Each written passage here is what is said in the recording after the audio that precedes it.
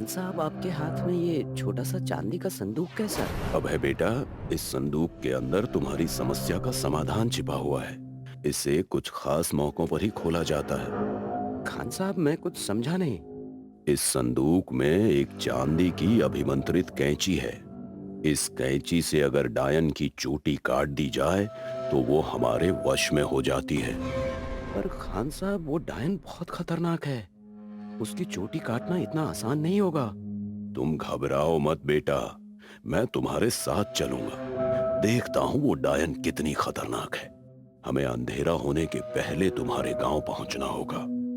कुछ ही घंटों में अभय जलाल खान के साथ सुजानपुर पहुंचता है, जहां उसे पता चलता है कि पिछली रात उस डायन ने कमला के परिवार और शीला दाई को भी शिकार बना लिया। अब तक जो हुआ सो हुआ, लेकिन अब मैं आ गया हूँ तो वादा करता हूँ कि एक भी जान उस खूनी डायन को नहीं लेने दूंगा। तो फिर आपने आगे क्या करने की सोची है? मैंने सोचा है मैं आज रात ही उस डायन को पकड़ूंगा। मैं जैसा कहता हूँ तुम लोग वैसा ही करना। योजना के मुताबिक रात का अंधेरा गहराते ही जलाल खान अंधेरे में बाहर अकेले निकल पड़ते हैं। उनका आभास मिलते ही डायन प्रकट हो जाती है।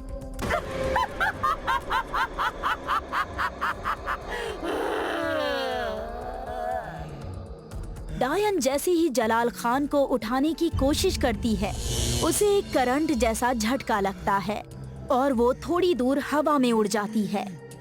आखिर तू आ ही गई ना नापाक डायन। मैं जानता था तू मेरा शिकार करने जरूर आएगी। कौन है तू और इस गांव में क्या कर रहा है? तू तो यहाँ का रहने वाला नहीं लगता। लगता है तू मुझे वश में करने आया है। चला जा यहाँ से। तूने सही पहचाना खूनी डायन। आज तू मेरे हाथों से बच के नहीं जा पाएगी। तू मुझे नहीं पकड़ सकता। मेरी तुझसे कोई दुश्मनी नहीं है। भाग जा यहाँ से तू। देखते ही देखते डायन हवा में कहीं विलीन हो जाती है। तभी एक तरफ छिपे हुए अभय और उसके आदमी जलाल खान के पास पहुंचते हैं। खान साहब, वो तो आपके हाथ से बचकर निकल गई। वो आपको मारना नहीं चाहती। ऐसा क्यों? मेरा शक सही निकला। वो डायन सिर्फ इस गांव वालों से किसी का बदला ले रही है। मैं इस गांव का नहीं हूं, इसलिए वो मुझे नुकसान नहीं पहुंचाना चाहती। अब आप उसे कैसे पकड़ेंगे? वो तो भाग गई है। क्या तुम लोग मुझे बता सकते हो कि मैं कहां छुप सकता हूं? कोई ऐसी जगह जहां कोई आता जाता ना हो और अंधेरा हो। हाँ, यहाँ से कुछ दूर एक अंधेरी और पुरानी बावड़ी है। वहाँ कोई भी नहीं जाता। वो जगह खंडहर हो चुकी है। तो फिर उस डायन का डेरा जरूर वहीं होगा। तुम अपने आदमी को वापस भेज दो और मेरे साथ चलो। अभय और जलाल खान पुरानी बावड़ी की तरफ बढ़ जाते हैं। आधे रास्ते पर पहुंचने के बाद उन्हें रास्ते पर जाती कोई महिला दिखाई देती है। ये तो शीला ताई है। अरे शीला ताई, इतनी रात गए कहाँ जा रही हो? क्या तुम्हें उस डायन से डर नहीं लगता? क्या बताऊं बेटा, अपने लिए तो दिन क्या और रात क्या, कमला बिटिया को देखने जा रही हूँ। अभय के दिमाग में अचानक से बिजली सी कौंध जाती है। ये कैसे हो सकता है? गांव वालों ने तो बताया था कि शीला ताई और कमला के परिवार को उस डायन ने मार डाला है। तो फिर ये कौन है? कहीं ये डायन तो नहीं? इससे पहले अभय कुछ समझ पाता, शीला दाई के वेश में खड़ी डायन असली रूप में आकर उस पर झपट पड़ती है। अरे नहीं, ये तो वही डायन है। अब तुझे मेरे हाथों से कोई नहीं बचा सकता। रुक जा नापाक रूह, मैं अभी यहाँ मौजूद हूँ। तू इस बच्चे का कुछ नहीं बिगाड़ सकती। जलाल खान बिजली की फुर्ती से आगे बढ़ते हैं और चांदी की कैंची से उसकी चोटी काट देते हैं। ये क्या किया तूने? मेरी शक्तियाँ छीन ली। मैंने तेरा क्या बिगाड़ा है? तू तो यहाँ का नहीं है। खामोश, अभी तो तेरी शक्ति छीनी है।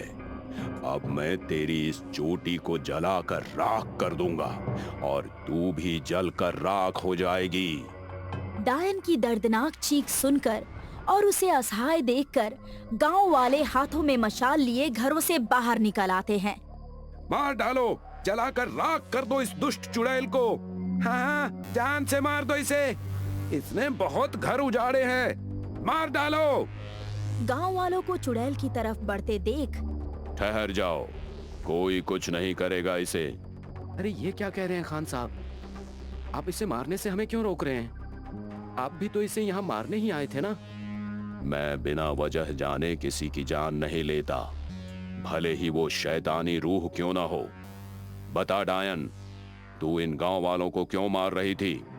आखिर क्या बिगाड़ा था इन्होंने तेरा? इन गांव वालों ने मुझ पर बड़ा अत्याचार किया है। बात 100 साल पुरानी है। मैं इसी गांव में अपने पति और 2 बच्चों के साथ रहा करती थी। एक दिन गांव के लोगों ने मुझे डायन घोषित कर दिया। मैंने लाख सफाई दी कि मैं डायन नहीं हूँ, मुझे छोड़ दो, पर ये लोग नहीं माने और मुझे और मेरे परिवार को हमारे ही घर में जिंदा जला दिया। पर जिन्होंने तुझे जिंदा जलाया था उनमें से सारे लोग अब मर चुके हैं। 100 साल पुराना कोई भी इंसान अब इस गांव में मौजूद नहीं है। फिर तू क्यों इन बेकसूर लोगों की जान ले रही है?